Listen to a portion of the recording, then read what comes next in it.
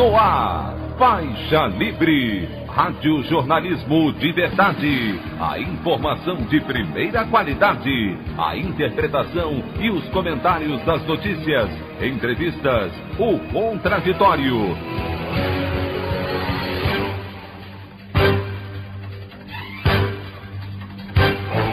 Tudo para aproximar você cada vez mais da realidade do Brasil e do mundo. Apresentação: Anderson Gomes. Presidente Jair Bolsonaro ameaça privatizar a Petrobras, alegando estar cansado de ser responsabilizado pela alta do preço dos combustíveis. Após a aprovação na Câmara, o presidente do Senado, Rodrigo Pacheco, quer ouvir governadores antes da discussão sobre mudança do cálculo do ICMS sobre combustíveis na casa. No Dia do Professor, categoria historicamente desvalorizada no país, se vê em dilema com a iminente volta às aulas presenciais em meio à pandemia. Essas e outras notícias na edição desta sexta-feira, 15 de outubro do ano de 2021, do programa Faixa Livre.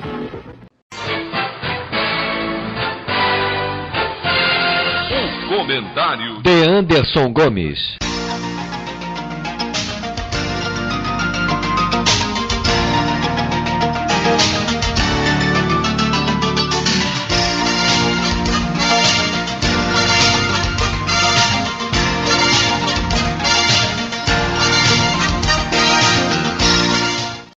Bom dia, ouvintes.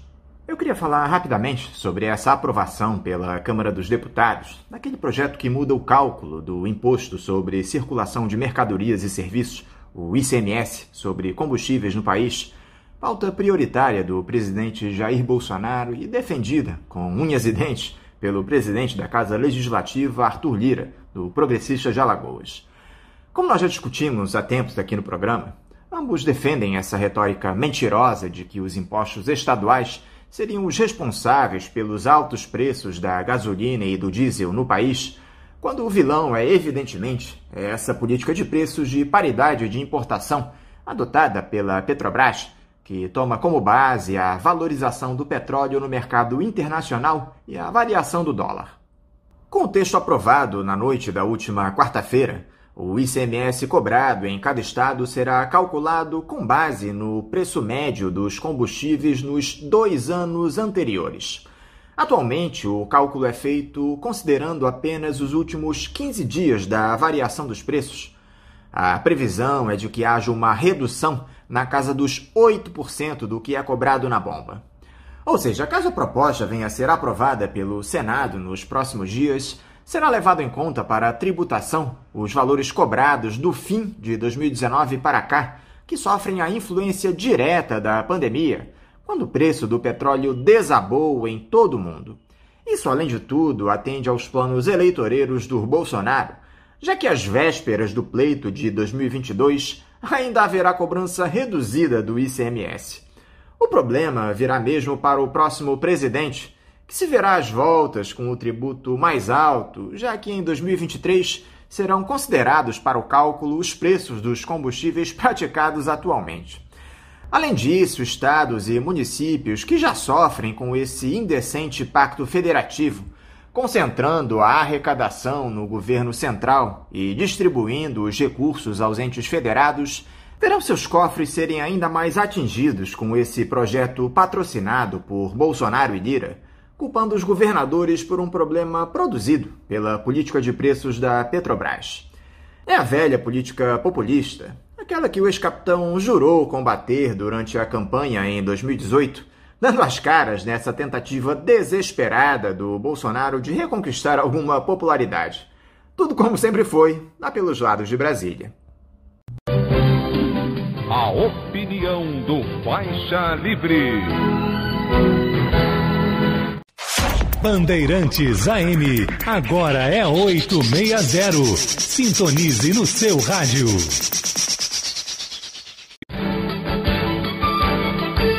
Voltamos a apresentar Faixa Livre. Estamos de volta, ouvintes, com o início da edição de hoje do programa Faixa Livre, que tem na sua produção a jornalista Celeste Sintra, auxiliada pela também jornalista Natália Moraes, tendo no comando do áudio o Francisco. Meu bom dia a todos. E meu bom dia também a você, que pode aqui participar nos enviando mensagens eletrônicas para o endereço ouvinte@programafaixalivre.com.br ou ainda registrando suas participações diretamente nas nossas redes sociais. No Facebook, nossa página é o Programa Faixa Livre. No Twitter e no Instagram, para deixar o seu recado, basta seguir os perfis @PGMFaixaLivre. Lembrando que as participações por telefone estão inviabilizadas, pois durante o período da pandemia do novo coronavírus, nosso programa está sendo gravado no dia anterior à sua veiculação.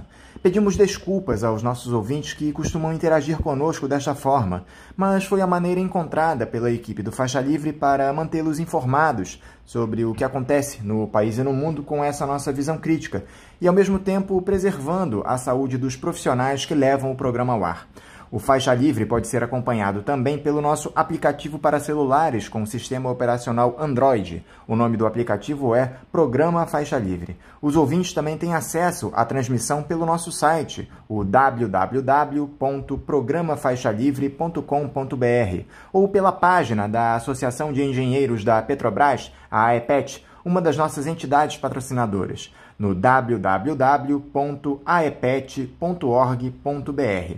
Para quem perdeu alguma das edições ou quer ouvir novamente o Faixa Livre, os áudios das entrevistas e editoriais estão disponíveis no nosso podcast, nos aplicativos Spotify, Deezer e Castbox. E dando início às nossas entrevistas, eu cumprimento o professor de História da Universidade Federal do Rio de Janeiro e vereador pelo PSOL do Rio de Janeiro, Chico Alencar. Chico Alencar, bom dia. Bom dia, Anderson. Bom dia, ouvintes do Faixa Livre. E esse dia é especialíssimo, dia da professora, do professor, de quem educa, dos profissionais do sentido. É um prazer falar com todos os ouvintes desse programa de resistência e de boa informação nesse 15 de outubro. Chico, muito obrigado por você mais uma vez se dispor a dialogar conosco aqui no Faixa Livre. Chico, o Rio de Janeiro, tanto o estado como o município, tem se tornado uma espécie de filial do que há de pior no Executivo Federal em relação ao serviço público. O governador Cláudio Castro e o prefeito Eduardo Paes têm se dedicado a implementar pacotes fiscais que atacam direitos básicos do funcionalismo e põem em risco conquistas históricas dos servidores. Aqui na cidade, vocês lá da Câmara dos Vereadores estão debatendo o PL 04, que promove o tal do ajuste fiscal, propondo o fim de diversos direitos e benefícios do funcionalismo e que pode inviabilizar o oferecimento de serviços essenciais à população. Eu gostaria, Chico, que você começasse falando um pouco sobre esse projeto de lei, do que ele trata, quais os prejuízos ele pode trazer para os servidores do nosso município. Anderson, tem uma aproximação muito forte e perversa dos governos federal, estadual e municipal. Por mais que, sobretudo, Eduardo Paes se diga sem sintonia com Cláudio Castro e, sobretudo, com Bolsonaro, há algo que os une, que é a concepção ultra-neoliberal. Claro que Bolsonaro leva isso à exasperação, ao extremismo máximo, com a sua postura política neofascista, o seu modo de operar autocrático e extremamente insensato. Mas o que une o governo da União, o governo estadual e a Prefeitura do Rio? Essa concepção ultraneoliberal do desmonte do Estado, da compreensão do Estado como um estorvo, como um ente que tem que ser minimizado, apequenado, quase que sumido. O PL, o Projeto de Lei Complementar 04 da Prefeitura, ele foi, felizmente, pela luta de setores do serviço público, notadamente o pessoal da educação, vamos reconhecer isso, e também o pessoal fazendário. Ele teve muitos danos portava reduzidos, né? Podemos lembrar que aqueles artigos que suspendiam triênios e carreiras, que vedava totalmente reajustes em qualquer época na remuneração do funcionalismo, que extinguia empresas públicas e autarquias, foram revogados. Agora, para extinguir uma empresa pública, uma autarquia, é preciso uma lei específica, passar pela Câmara. A Câmara readquiriu um certo protagonismo, né? Então, mesmo a adoção de regras previdenciárias da União, que o governo insiste em manter, ela vai ter que ter o aval do Poder Legislativo. Então, também a adequação integral dos benefícios não previstos para servidores da União pode acontecer. Mas o escopo do projeto continua sendo de tremendo arroxo, até porque há restrições para o executivo realizar gastos em educação, saúde, em diversas áreas. Quer dizer, o facão do teto de gastos continua nesse projeto, o que é muito negativo, é muito ruim. Mas também não podemos transformar em derrota o que foi vitória. Conseguimos barrar muitas maldades desse projeto. Está havendo um efetivo debate desse projeto de lei aí na Câmara, Chico? Eu acho que essa é uma questão importantíssima, porque o que nós vemos dia após dia é um atropelo cada vez maior em relação a essas matérias que retiram direitos não só dos servidores, como da população em geral. Os gestores querem aprovar esses temas a qualquer custo e o mais rápido possível, no estilo rolo compressor. Esse PL 04 tem sido debatido da maneira correta aí no belíssimo Palácio Pedro Ernesto, Chico? Anderson, de fato o Palácio Pedro Ernesto é muito bonito. Pena que o que ele abriga em termos de ação legislativa nem sempre seja tão belo assim, porque a própria arquitetura mostra, nós temos o plenário e temos as galerias. Cabe mais gente nas duas galerias laterais do que dentro do plenário. O que isso indica? Que o olhar do povo, a participação da cidadania, a pressão das pessoas que comparecem às sessões para ver o que falam e como votam cada seu representante é mais importante, é o mais importante. Sessões plenárias com galerias vazias, ressalvado esse período excepcional da pandemia, claro, mas galerias vazias apequenam o próprio legislativo e vão afastando o povo de decisões que afetam a sua vida. Com o PLC 4 não foi diferente. O projeto não mereceu audiências públicas suficientes, a pandemia dificulta tudo isso, a própria mobilização dos servidores. Ainda assim, a pouca mobilização que houve e a presença nas galerias fez com que o próprio executivo cedesse em vários pontos. Agora, é claro que um projeto de tal monta, que não se refere apenas à remuneração de servidores, ele estabelece um panorama geral para investimentos, para tributos, para alocação de recursos do orçamento municipal, que vai crescer muito, inclusive com recursos provenientes do leilão da privatização da SEDAI. Tudo isso merecia uma presença, um olhar, uma participação muito maior em relação a que ocorreu nesses tempos de restrições pandêmicas. E como anda a mobilização de vocês, vereadores de oposição, Chico, em relação a essa matéria?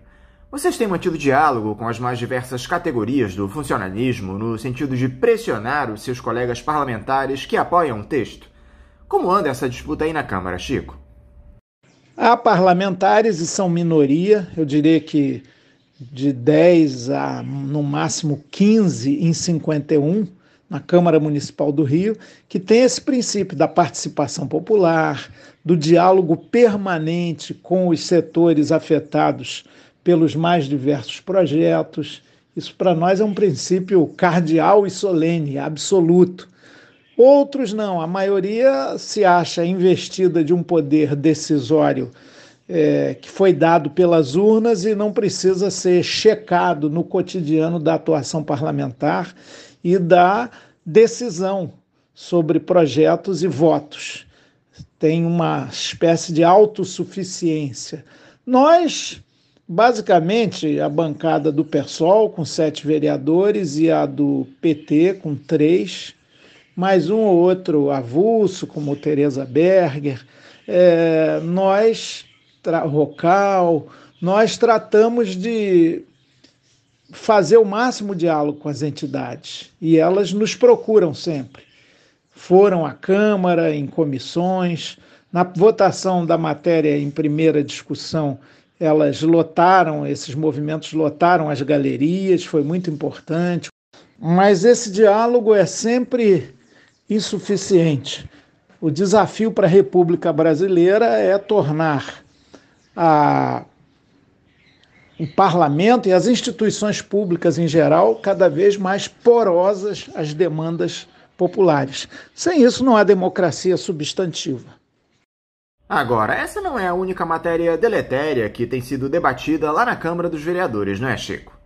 Eu gostaria que você falasse um pouco sobre esse PL 41 do ano de 2021, proposta de autoria do seu mandato em parceria com alguns outros vereadores, que proibia a prefeitura de colocar pedras, vidros e grades em marquises e viadutos para afastar ou coibir as pessoas em situação de rua. Esse projeto foi vetado pelo prefeito Eduardo Paes, Chico, e os vereadores acabaram confirmando essa decisão do chefe do Executivo Municipal. É vergonhoso, Chico, esse higienismo social que tomou conta dos gestores públicos. Esse outro traço cruel no nosso país, o descaso com os desamparados.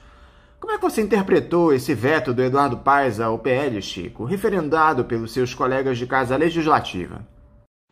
Anderson, essa foi uma das votações mais decepcionantes para mim nesse início de legislatura. Aliás, não só a decisão da Câmara de aprovar o veto do prefeito, como o próprio veto do Eduardo Paes, que eu supunha ser uma pessoa com esse mínimo de sensibilidade social. Na verdade, ele alegou razões técnicas para vetar, que a gente não podia ter essa iniciativa, e sim a administração pública, de coibir a colocação de cacos de vidro, pedras pontiagudas, ferros, quase que lanças, sob viadutos ou espaços públicos, divisórias em bancos para que ninguém possa se deitar neles, enfim, o que a gente chama de arquitetura hostil à convivência humana e, sobretudo, aos mais pobres, que às vezes não têm sequer uma pedra para recostar a cabeça. Então, essa visão desumana de uma cidade limpa que varre a sua miséria para debaixo do tapete, né? Já houve na nossa história aqueles que jogaram mendigos em rios, que exterminaram a população em situação de rua.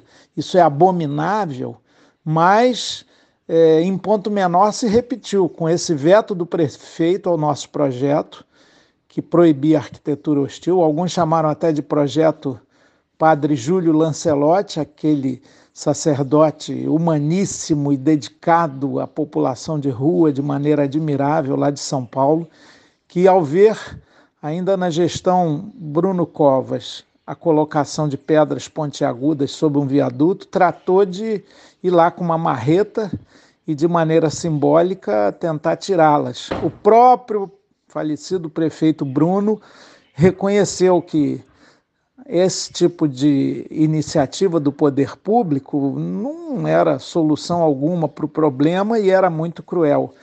Tanto que dialogou com o padre Júlio e parou com essas iniciativas.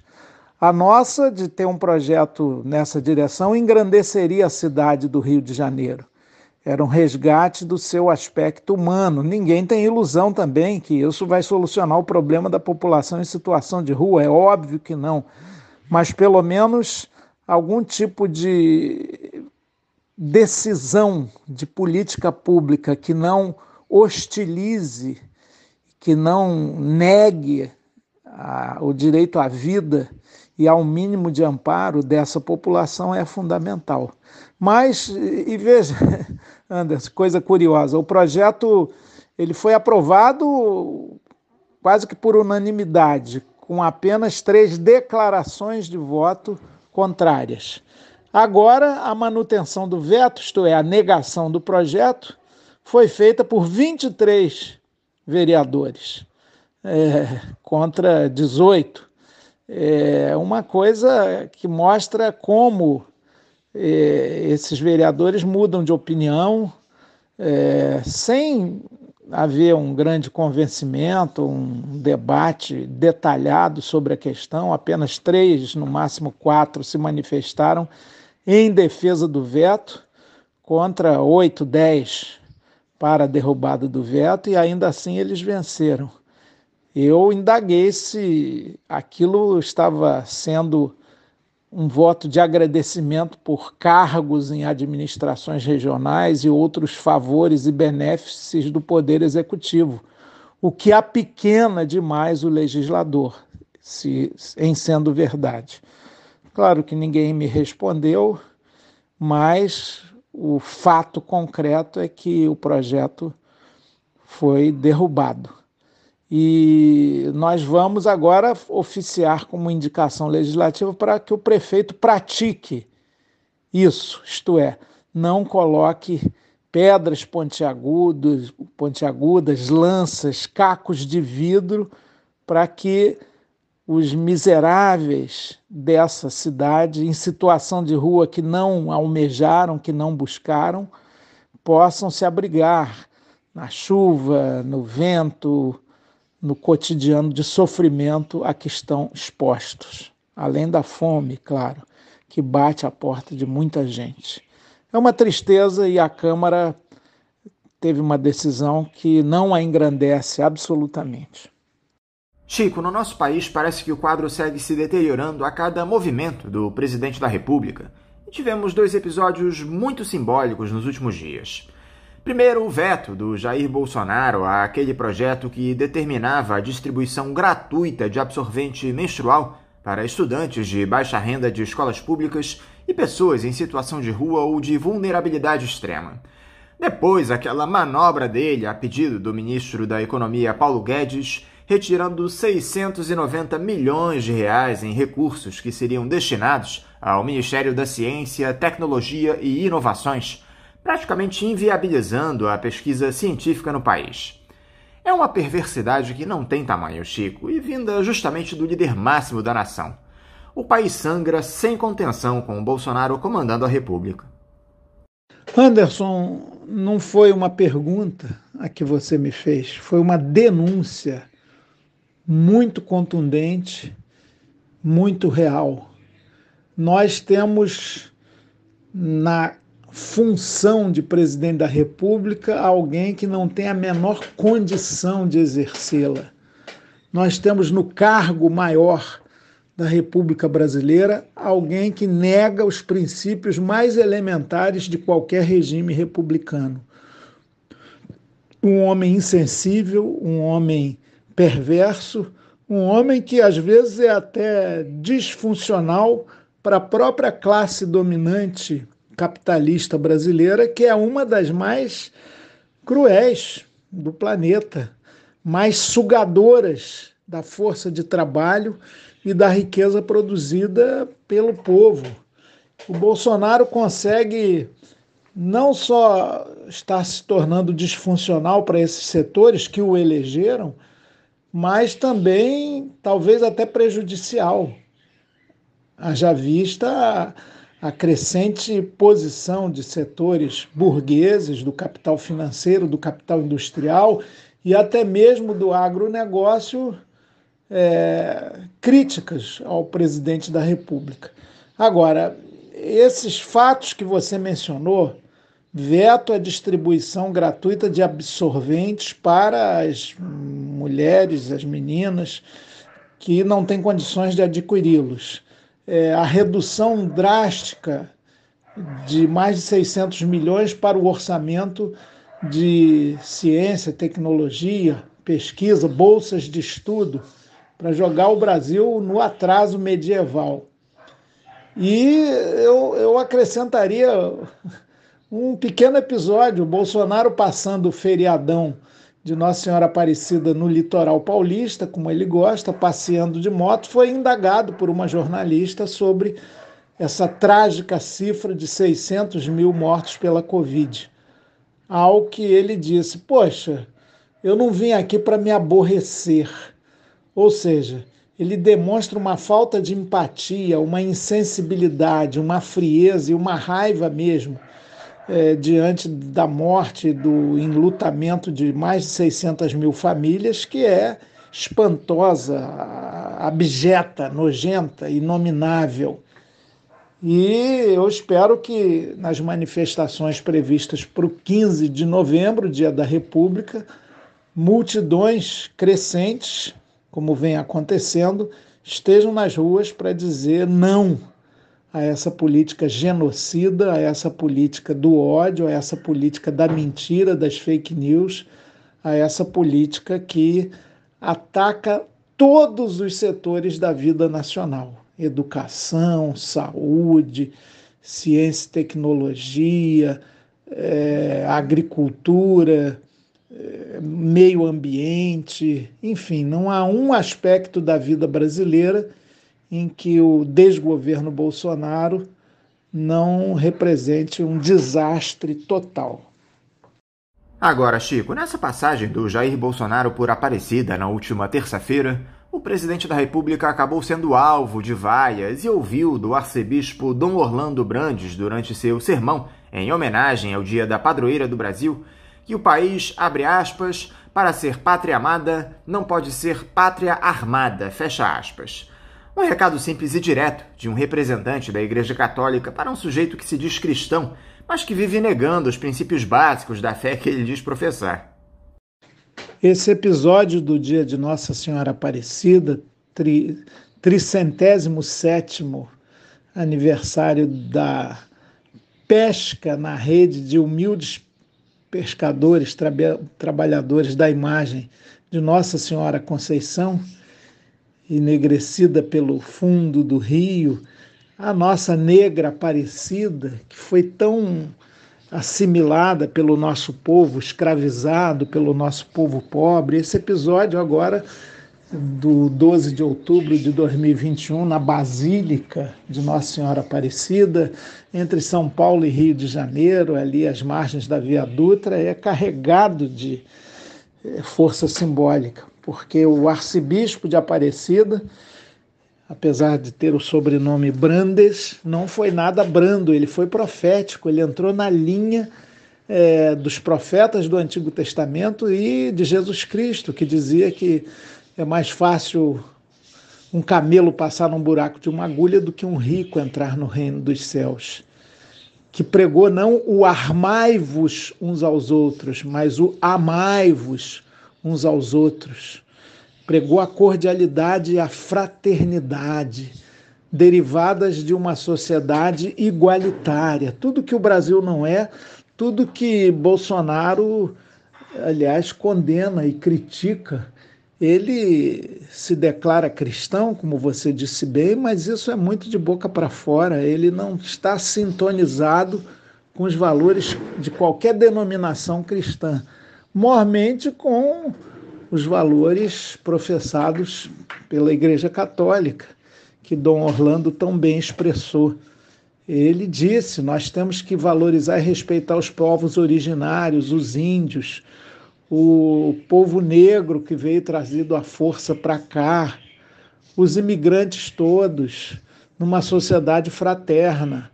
Não temos que propagar fake news e mentiras e ódio. Tudo isso está no sermão. Pena que o Bolsonaro chegou depois lá, para fazer a sua demagogia com a cristandade, mas não ouviu o sermão do arcebispo. E ele precisava ouvir, embora a couraça de insensibilidade, de falta de empatia que ele utilize sempre, cotidianamente, provavelmente o fizesse não considerar, escutar, se abrir à palavra profética do arcebispo. É importante que todos os cristãos das diferentes denominações, se você, ouvinte, conhece alguém neopentecostal evangélico, indague a ele sobre essa política do armamentismo de Bolsonaro, que liberou o controle sobre armas e munições, apequenando o papel até das Forças Armadas nesse controle, que tem obsessão com estandes de tiro, que diz que o cidadão só se protege se estiver armado com arma de fogo. Ele próprio diz que dorme com uma pistola Glock, sei lá, qual fábrica, na sua mesinha de cabeceira. Isso aí é uma vergonha para o país e não há postura mais anticristã do que essa. Então fez muito bem o arcebispo em denunciar e faz muito bem cada cristã e cada cristão desse país em refletir sobre se essa postura de Jair Bolsonaro se coaduna verdadeiramente com o evangelho e com a fé que cada um professa. Um debate que se coloca no nosso país cada vez mais, Chico, versa sobre o caráter dessas direitas que habitam o nosso cenário político. Porque se há diversidade no campo progressista, entre os conservadores nós também vemos múltiplas vertentes de pensamento. Há uma enorme confusão por aí quando se fala em extrema-direita, fascismo, direita tradicional, nova direita. Inclusive há uma obra importante que dá luz a esse tema, o livro Menos Marx, Mais Mises, de autoria da cientista política Camila Rocha, onde ela descreve essas diferenciações. A tal da nova direita tentaria romper com aquele pacto firmado lá na Constituinte de 1998, substituindo o progressismo por esse capitalismo obtuso que oprime as populações menos abastadas. Enfim, Chico, eu gostaria que você comentasse um pouco sobre essas diferentes versões da direita no nosso país e como elas se conformam no nosso cenário político. De fato, Anderson, há várias vertentes do pensamento conservador, ultra-neoliberal, do privatismo máximo, do Estado mínimo no Brasil. A sua faceta mais violenta, virulenta e tosca é a representada de fato por Jair Bolsonaro. É a extrema-direita, com características neofascistas, extremamente autoritária, com ímpetos golpistas, como vimos recentemente, que não preza nem as instituições da democracia liberal burguesa. Esse setor está no poder.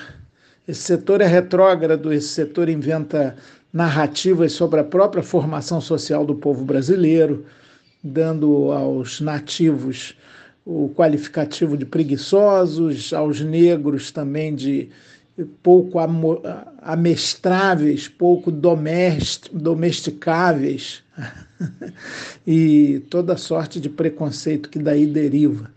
E os próprios portugueses são tidos em má conta dentro dessa concepção. Mas nós temos também essa direita que é chamada de nova direita, que tem muito da velha, do liberalismo puro e duro, e é extremamente serva, serviçal, submissa ao mercado, o mercado total, o messianismo de mercado.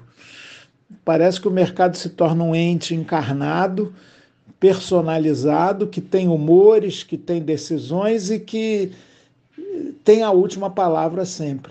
Mercado locuta, causa soluta. Então, esse é um setor da nova direita que às vezes fica em desagrado com o Bolsonaro porque ele não avançou, e com o Guedes, né, que é dessa escola, porque não avançaram o suficiente nas privatizações de tudo. Essa nova direita, que é muito velha também, ela é extremamente perversa. E nós temos uma direita liberal social, né, que o PSDB, pelo menos o PSDB de uns tempos atrás, expressa melhor, que tem até alguns valores democráticos, mas, claro, dentro da veneração pela ordem capitalista como o sistema melhor que a humanidade pôde produzir. Esse campo da direita, portanto, ele é multifacetado, mas diante da ameaça de um simples reformismo um pouco mais progressista, de avanços na superação da desigualdade social, esses setores todos se unem, como aconteceu no segundo turno de 2018, na eleição de Bolsonaro. E eu não descarto a hipótese desses setores estarem também de novo unidos em torno de Bolsonaro, por mais absurdo que isso possa parecer, num segundo turno, contra uma candidatura de viés mais progressista ano que vem. Então a gente não pode subestimar a força desses segmentos, por mais que eles sejam multifacetados. Talvez o que os una definitivamente seja a falta de compromisso com uma democracia de alta intensidade, substantiva, participativa e, claro, o ódio, a ojeriza, a distância em relação a qualquer ideia que traga a socialização dos meios de produzir e dos meios de governar, a democracia sem fim. Eles não querem isso de maneira nenhuma. Chico, você em diversos momentos da nossa história democrática, inclusive antes dela, participou de movimentos em busca de direitos para a população brasileira, manifestações contra determinados governos que atacavam em maior ou menor grau a nossa soberania. Mas eu imagino que este seja um momento ímpar na nossa história. Não por ele ser diferente dos outros, porque todos eles são, evidentemente, mas pela importância e pelos atores que estão envolvidos. Temos um presidente ameaçando instituir mais uma vez um regime ditatorial, a olhos vistos, agredindo as instituições de maneira vil, e a sociedade civil organizada tenta reagir de alguma forma. Eu queria que você nos dissesse, Chico, como é que tem analisado essas mobilizações pelo Fora Bolsonaro nos últimos tempos? Você vê mais erros ou acertos nesses atos? E onde a esquerda estaria errando para não conseguirmos levar essa pauta importantíssima para uma parcela maior da nossa população? A mobilização popular de massa é decisiva, imprescindível, fundamental no combate às tendências golpistas e autocráticas do bolsonarismo.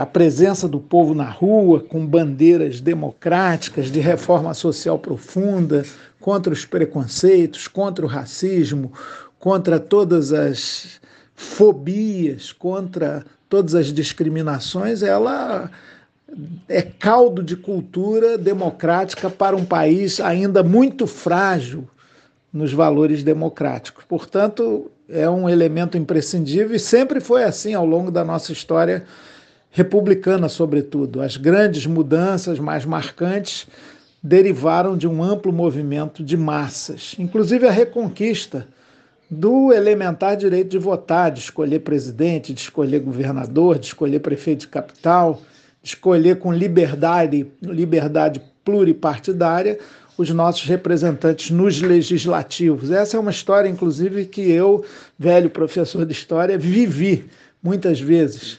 Estive na famosa passeata dos 100 mil de resistência à ditadura, 4 anos depois dela ter sido instalada pelo golpe empresarial militar de 1964. E dali em diante, sempre estive presente com coletivos do qual fazia parte, né? Não se trata de uma postura individual, nas grandes manifestações que expressavam, inclusive, um salto de qualidade na organização e consciência da nossa gente. Agora, de novo, né, esse fenômeno trágico do bolsonarismo e do governo Bolsonaro, o pior da nossa história republicana, nos leva às ruas. E eu vejo com alegria nesse 2021, apesar das limitações da pandemia, multidões irem para a rua, muitos jovens, todos com máscara, com cuidados sanitários, que o grupo da direita não tem. A novidade também é que a direita saiu do armário. A extrema-direita tem, desde os movimentos contra Dilma, pelo seu impeachment, pelo golpe parlamentar que a destituiu do poder, ela reencontrou o endereço das ruas que há mais de 60 anos não encontrava, desde aquelas marchas da família com Deus pela liberdade, que deram o elemento de apoio social ao golpe empresarial militar de 64. Bom, o que nós temos que fazer? Crescentes manifestações. Que cuidados devemos ter? Não transformar as manifestações contra Bolsonaro, pelo seu impeachment já, com as pautas de reformas e contra todos os preconceitos, em manifestações eleitorais. Deixa 2022 para 2022. Se a gente começar a partidarizar, cada grupo leva o seu pré-candidato, legítimos todos, é evidente que todo partido político tem direito de ter pré-candidatos à presidência da República, mas não tem o direito de fazer das manifestações populares do Fora Bolsonaro um palanque para essas candidaturas. Aí vai desandar, aí não vai dar certo e aí não vai ampliar, inclusive.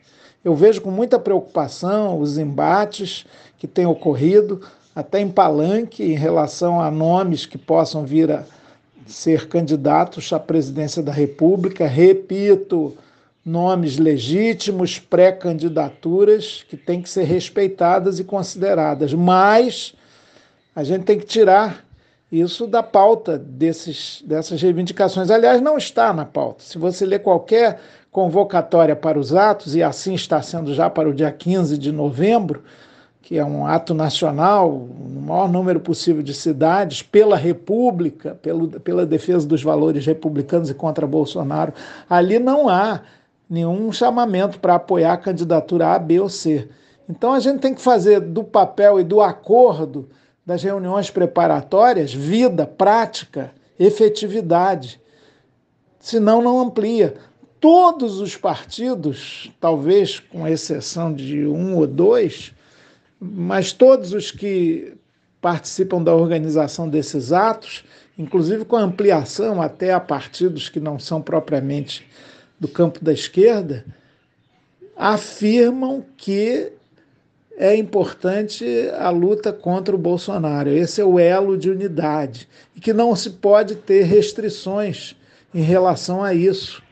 Qualquer pessoa, mesmo com uma história de direita que venha a se somar à luta contra Bolsonaro e suas atrocidades, tem que ser bem-vinda. Então eu espero que a gente agora, no 15 de novembro, tenha essa grandeza, porque isso só fará ampliar o movimento de massas. E ele é que é decisivo. E ampliá-lo é algo absolutamente fundamental. Eu queria finalizar, Chico, falando sobre esse Dia do Professor, celebrado hoje no Brasil, além de te parabenizar por essa data.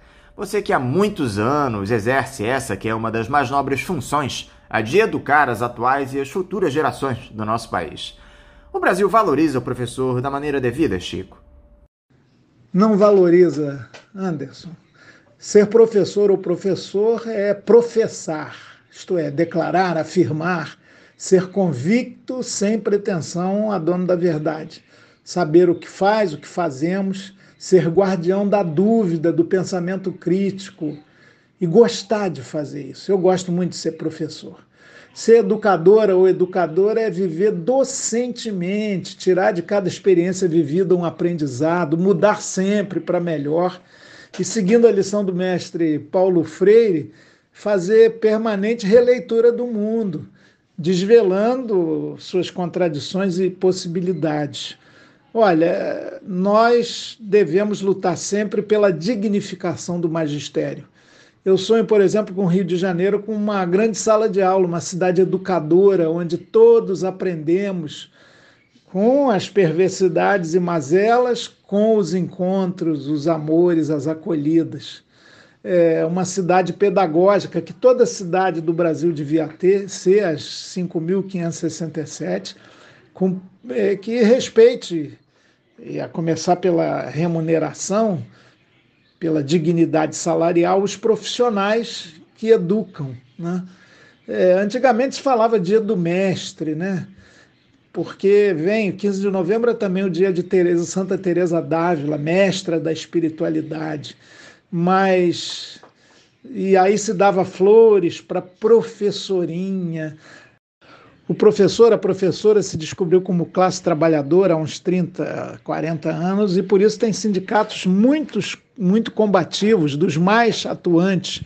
Isso é muito bom para a democracia brasileira e para o fortalecimento da nossa educação, que tem que ser, sobretudo, principalmente, pública, democrática e de qualidade. Claro, cada unidade escolar, mesmo particular, e tem muita escola particular pequenina, modesta, ela é um centro de produção de luz absolutamente fundamental nesse tempo sombrio em que vivemos. Vivam professoras e professores, viva quem educa e luta por sua própria dignidade. Chico Alencar, mais uma vez, muito obrigado por você dialogar aqui conosco no Faixa Livre. Eu quero novamente te desejar um ótimo dia do professor, também deixar aqui os meus votos de um ótimo final de semana e o meu abraço. O abraço também é meu, Anderson, você, Celeste, toda a equipe do Faixa Livre, que batalha tanto para esse programa fundamental continuar no ar. E estendendo também hoje, especialmente, a todas as professoras e professores, que eles repassem sempre as coisas boas, espalhem benefícios e ajudem a fazer dessa vergonha uma nação. Nós vamos conseguir, mas isso não será possível sem educação. Lembrando o velho Paulo Freire, né? A educação não muda a sociedade, ela pode mudar as pessoas, e essas sim, organizadas, mudam a sociedade. Mudemos, pois. Grande abraço. Bom dia a todas e todos. Conversamos aqui com o professor de História da Universidade Federal do Rio de Janeiro, a UFRJ, e vereador pelo PSOL no Rio de Janeiro, Chico Alencar. Vamos agora ao nosso primeiro intervalo. Voltaremos já já. Bandeirantes 860. Nova frequência para velhos amigos.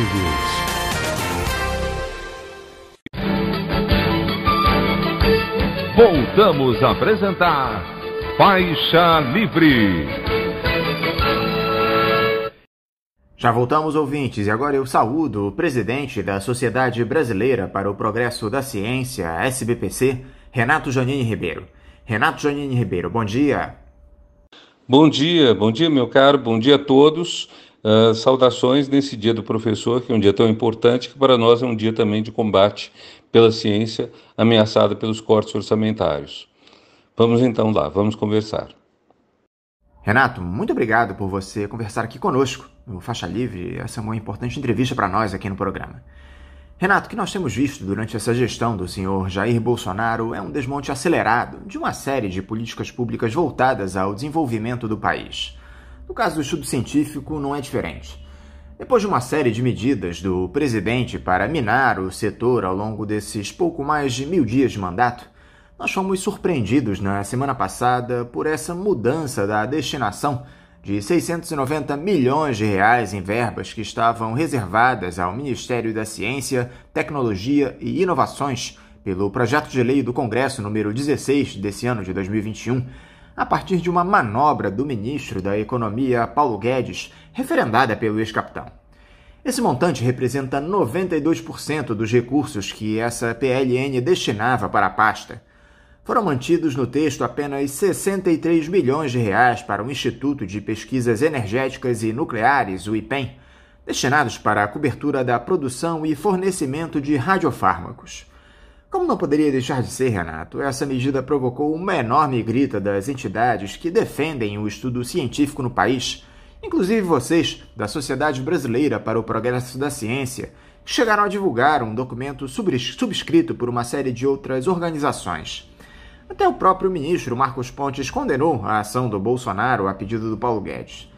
Primeiro, Renato, como é que a SBPC recebeu esse corte de recursos para o Ministério da Ciência, Tecnologia e Inovações?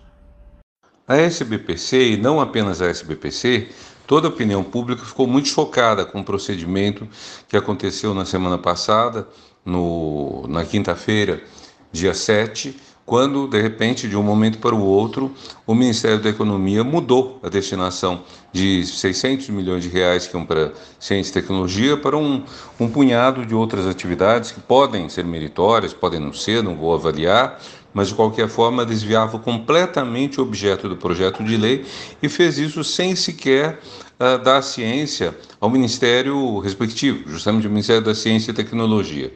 Então, o choque é muito grande, o impacto disso na área é muito grande, quer dizer, tem esse impacto político, o desrespeito que o Ministério da Economia tem pela pasta de Ciência, Tecnologia e Inovações, ou seja, o fato de que a economia, os dirigentes da economia no Brasil não sabem aquilo que é o beabá dos pensadores da economia, dos planejadores da economia em outros países. Eu penso no jornal The Economist, penso nas políticas que o presidente Biden está adotando e que todas elas fazem uso intenso de ciência e tecnologia para desenvolver a própria economia. Está muito claro que se estamos numa sociedade do conhecimento, a inteligência é o principal insumo para você desenvolver economia. Basta comparar uma coisa, você vai comprar café no supermercado, o preço do quilo é o quê? Máximo R$20.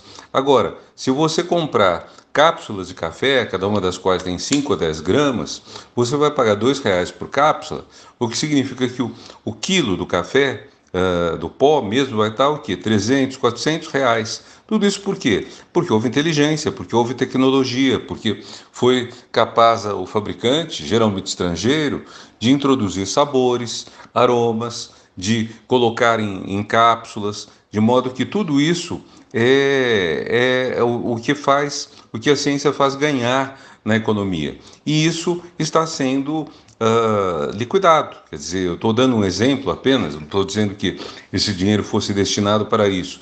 Ia ser destinado para recompor todo um parque de pesquisas que está seriamente em crise. Quer dizer, faltam insumos, faltam reagentes, faltam produtos para você fazer pesquisa, você tem equipamentos defasados que têm que ser atualizados, aplicativos dos quais você tem que ter a versão nova, você tem, além disso, um grande número de doutores altamente capacitados que não conseguem emprego porque não há verba para contratá-los. Então o desastre é muito grande e essa é a principal preocupação nossa com a situação atual.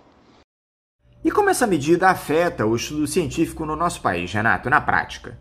Quais os prejuízos que essa mudança de destinação de recursos reservados ao Ministério prejudica o Brasil?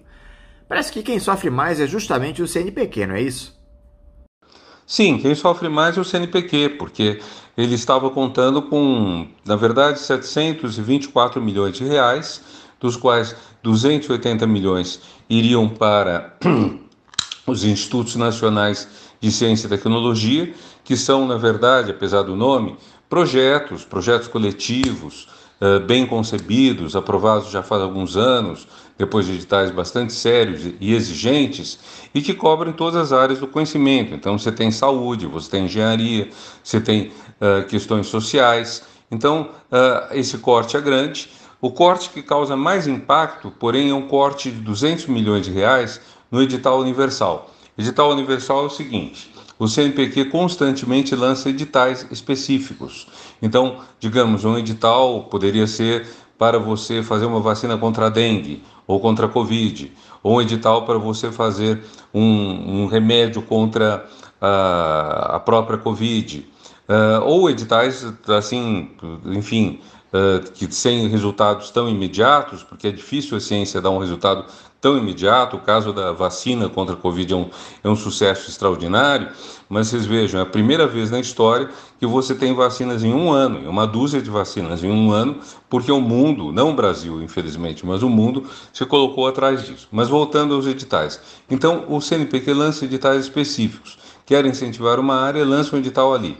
E aí, para cobrir todas as áreas, de tempos em tempos se lança um edital universal, isso é para todas as áreas. Qualquer pesquisador pode pedir recursos, tem que ser um grupo qualificado, tem que ter doutores na liderança, tem um valor máximo que não é muito elevado para uma pesquisa, e desse valor sai dinheiro para você recompor laboratórios, como eu já disse, comprar equipamento, comprar livros, sai dinheiro para fazer, eventualmente, colóquios, encontros presenciais ou agora encontros à distância, que também requerem você ter um equipamento bom, não é qualquer equipamento. Enfim, esse valor era para ser de 250 milhões ao todo, dos quais 200 milhões viriam por essa lei e 50 milhões já estavam no orçamento do CNPq. Confiando na promessa de que viria a lei, o presidente do CNPq abriu o edital, criou um prazo limitado até 30 de setembro, entraram 30 mil pedidos e agora, em vez de 250 milhões, vai ter 50 milhões. Se você atendesse a todos por hipótese, daria R$ 1.600 por pedido, que é ridículo, obviamente não tem a menor condição disso valer. É claro que só vão ser dados os recursos para os projetos que forem bons, vamos dizer, nem todos os projetos são bons, mas muitos projetos são bons, quer dizer, vai acabar havendo um recurso dado a uma pequena parcela dos projetos tecnicamente qualificados, cientificamente qualificados. E esse é um impacto muito grande que afeta todas as áreas do conhecimento, prejudicialmente. Eu falei há pouco sobre essa nota divulgada pelas entidades, entre elas a SBPC, que eu fiz questão de ler aqui para os nossos ouvintes no programa da última quarta-feira, Renato. Eu gostaria que você falasse justamente sobre ela.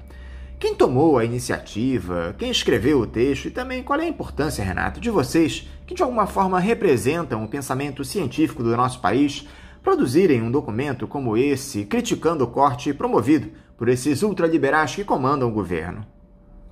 Essa nota foi escrita coletivamente. Nós fomos circulando o texto até que chegamos a um texto conclusivo, que todos concordassem, que todos pudessem assinar. Não é que houvesse discordâncias, é que havia acréscimos, havia pontos que todos queriam enfatizar, etc.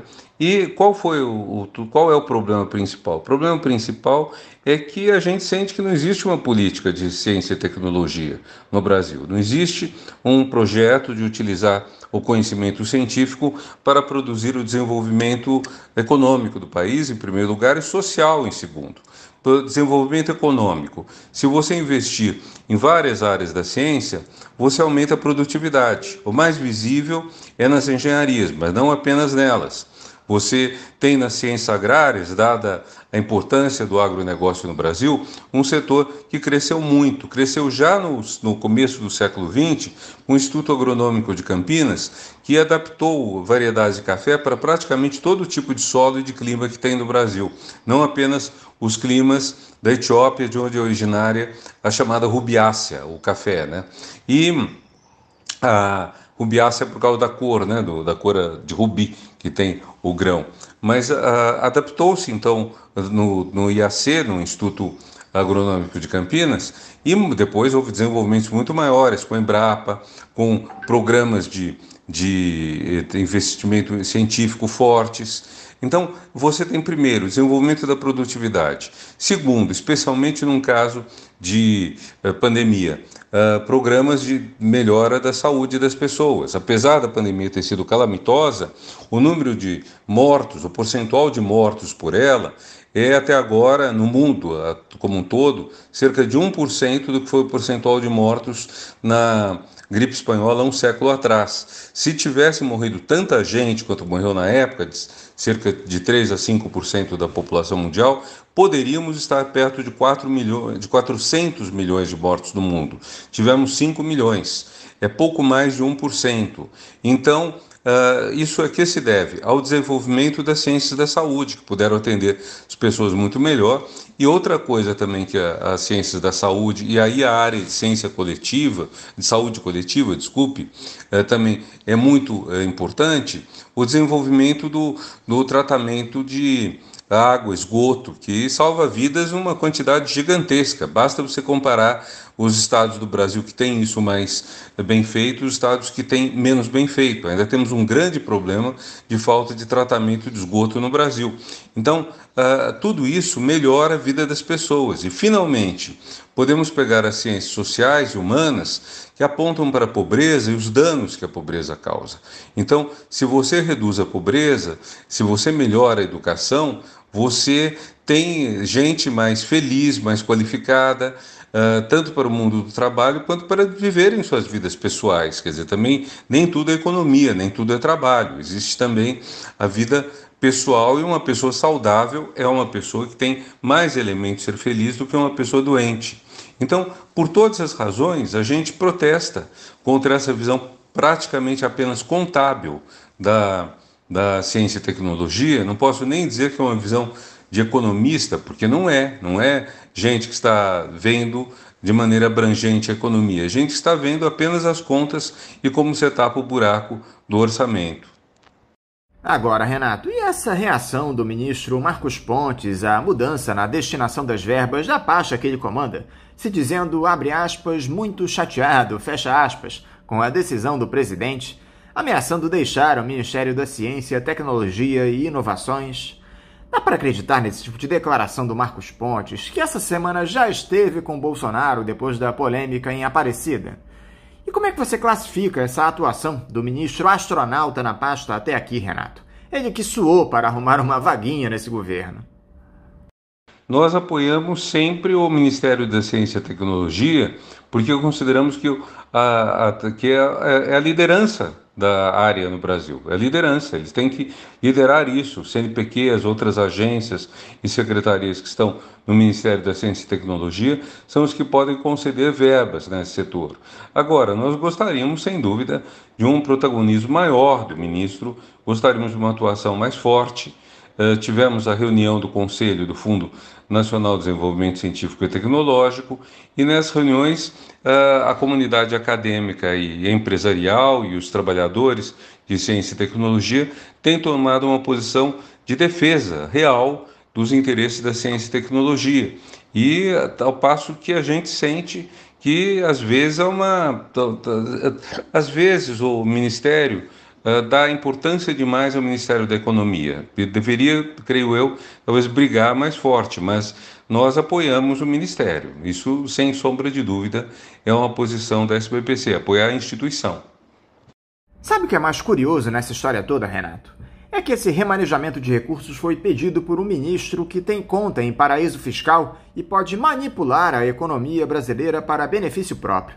É escandaloso do início ao fim, Renato.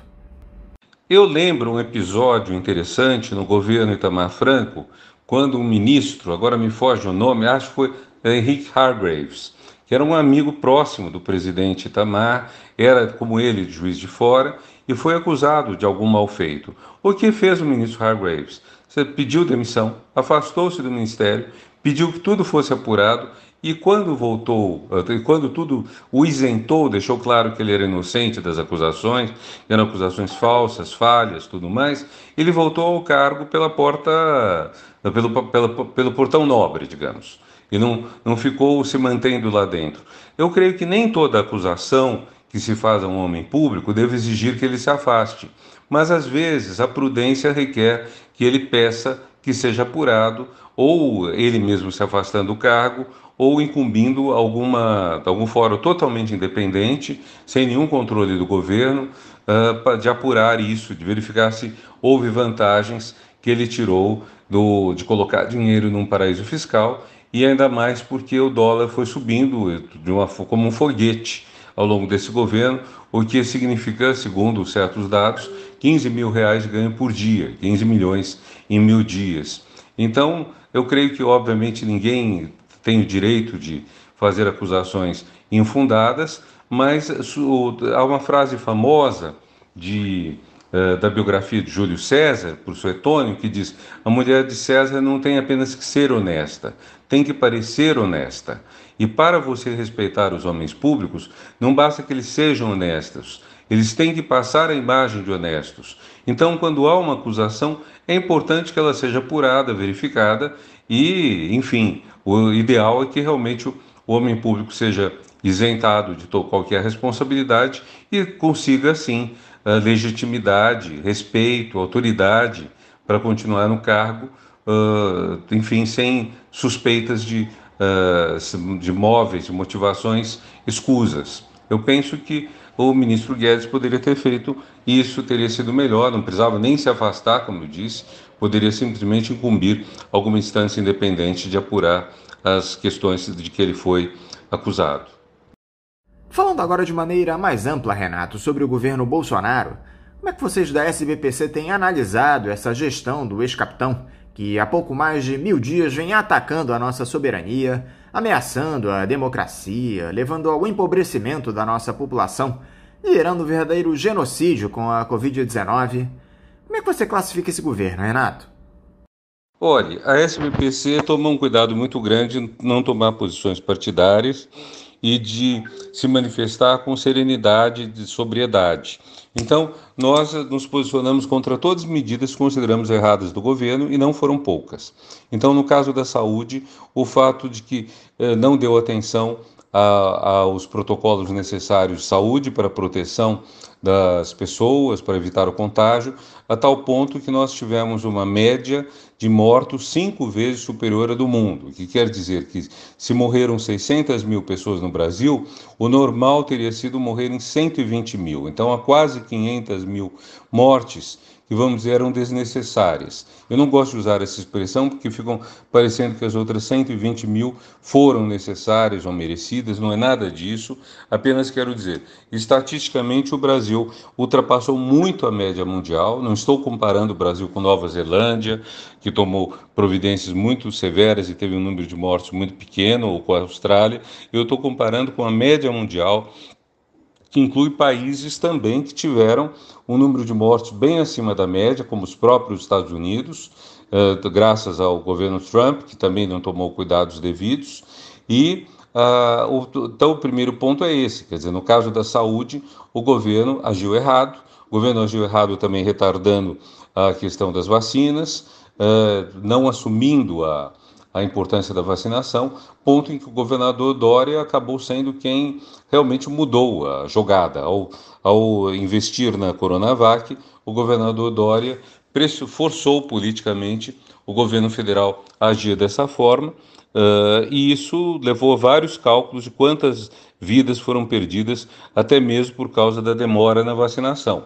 No caso do meio ambiente, a SBPC se posicionou e se posiciona frontalmente contra a expressão vista como passar a boiada, que o ex-ministro da pasta usava, para aproveitar o desvio das atenções para a questão da Covid e, em função disso, aprovar toda uma série de mudanças na legislação que tornariam mais fraca a proteção ambiental, como de fato aconteceu, com danos à imagem internacional do Brasil significativos e até com aquilo que precipitou a demissão do ministro Salles, que foi a devolução pelos Estados Unidos de uma remessa de madeira não certificada e sobre a qual pairavam suspeitas de ter sido cortada sem respeito aos protocolos, aos acordos, aos compromissos do Brasil e aos compromissos internacionais que há regendo a proteção da mata original amazônica. Basta ver as fotos que saíram na época com árvores extremamente grossas, árvores talvez centenárias, que foram abatidas, e que são árvores que, justamente pela sua idade, talvez pudessem ser pesquisadas cientificamente de modo a termos informações sobre a evolução do clima na Amazônia. Na questão da educação, também protestamos contra a falta de protagonismo do MEC. O Ministério da Educação tem, historicamente, uma colaboração forte com as secretarias de educação municipais e estaduais, e ele orienta em muitas coisas, porque nem todas elas têm recursos, e alguns municípios são, inclusive, muito pequenos. Então, livro escolar, por exemplo, é fornecido pela União, as escolas públicas, mas num caso específico como esse, o da Covid, teria sido importante que o ensino remoto emergencial, que foi improvisado, cai lá de formas bem diferentes, tivesse sido alvo de uma orientação clara do governo federal, disponibilizando recursos para a compra de smartphones, de tablets para os alunos que não os tivessem, para a instalação de torres de banda larga para os bairros mais periféricos, para as pessoas poderem utilizá-los. Então, tudo isso deixou de ser feito e também nós protestamos porque há um atraso na educação decorrente disso. Por exemplo, agora muita gente pergunta, volta às aulas ou não? Bom, você sabe, é uma pergunta um pouco retórica, né? Mas Quantas escolas foram reformadas, adaptadas para garantir que os banheiros estejam bons? Foram contratados faxineiros para fazer a limpeza com mais frequência? Existe a garantia, isso parece elementar, mas existe a garantia de que haja papel higiênico, sabonete líquido, álcool gel nos banheiros das escolas públicas? Salas sem janelas. Eu sei de escolas que têm salas sem janelas. Foram modificadas para garantir a ventilação e, portanto, evitar a concentração do vírus. Quer dizer, tudo isso tem que ser feito e tudo isso necessitava uma orientação federal que deixou de haver. Então, o problema não é só na ciência e tecnologia.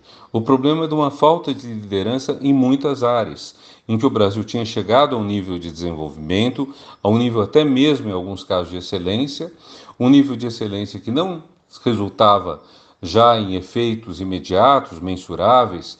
Nossa educação ainda está aquém do desejável, mas, enfim, o Brasil tinha se desenvolvido muito nesses campos e preparava um futuro bom, desde que esses caminhos fossem continuados. E não foram. Então, essa falta de liderança, a falta de projeto em muitas áreas é talvez a falha maior do atual governo.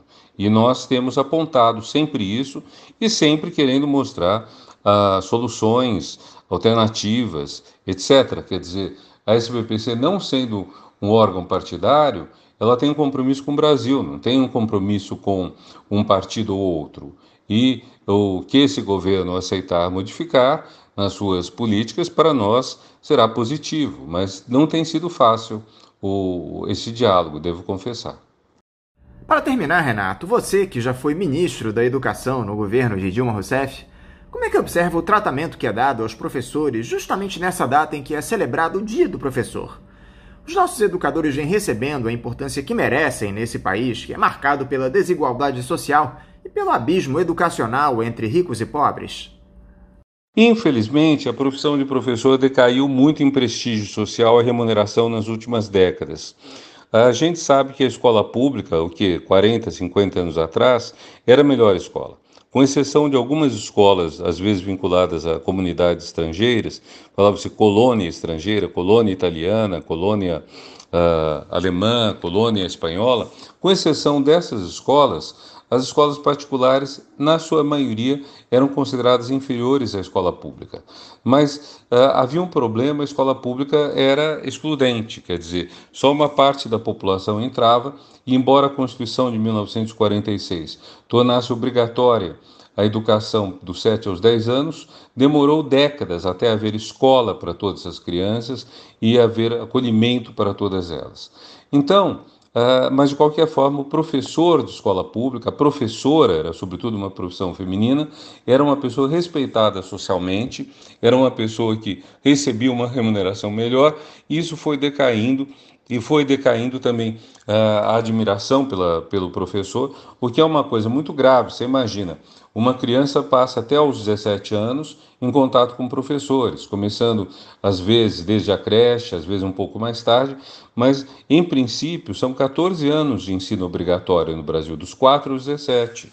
Então, essa criança está na frente de adultos o tempo todo e não vê neles modelos a imitar, não pensa como opção profissional em ser professor.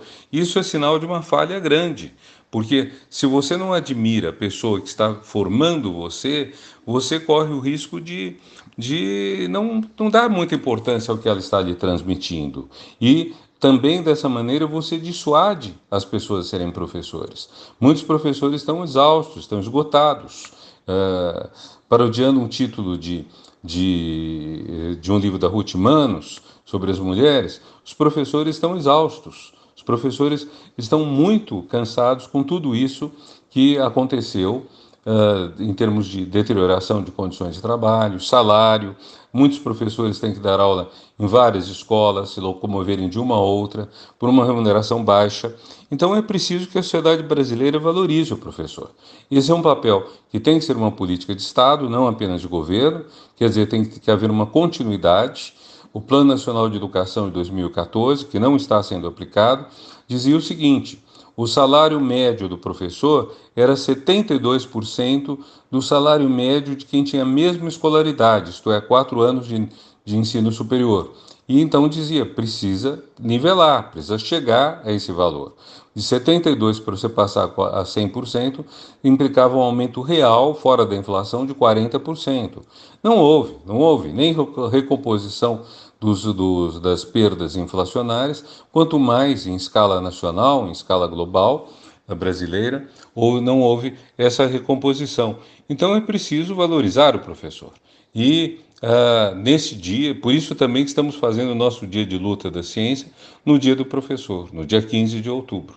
E penso que se não tivermos professores bons, não teremos escolas boas.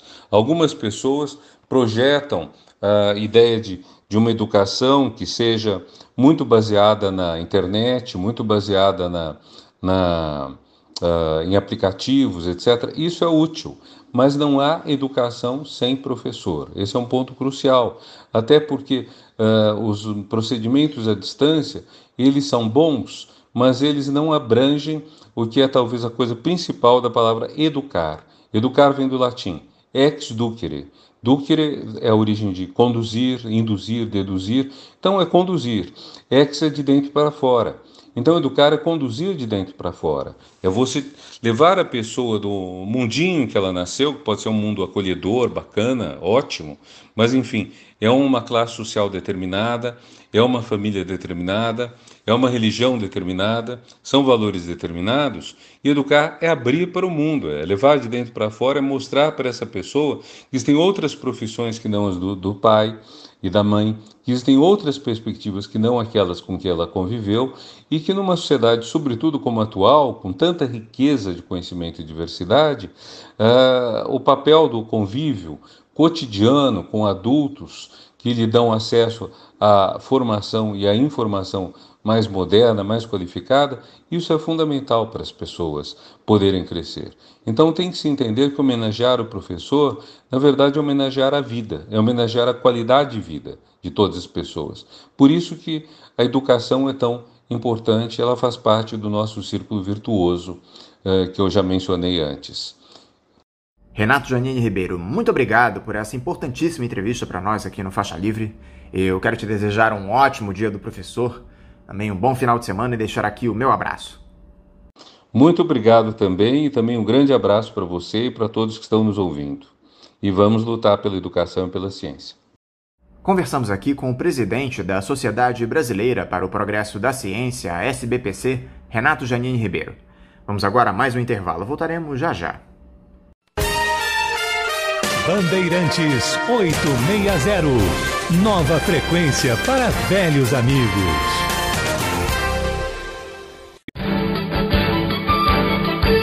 Voltamos a apresentar Faixa Livre.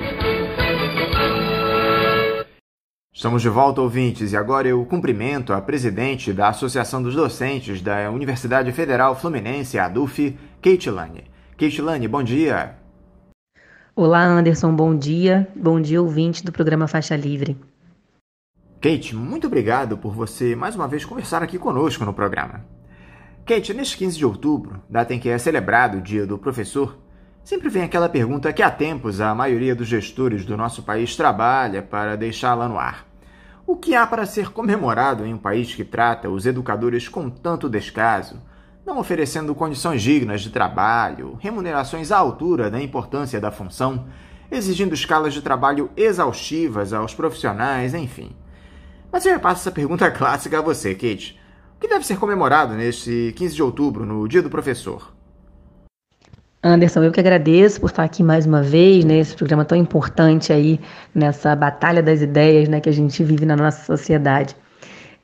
Então, essa pergunta é uma pergunta muito interessante, né? Porque eu acho que o que a gente tem para celebrar nesse dia 15 de outubro é a nossa força, né? Enquanto categoria e enquanto conjunto da classe trabalhadora.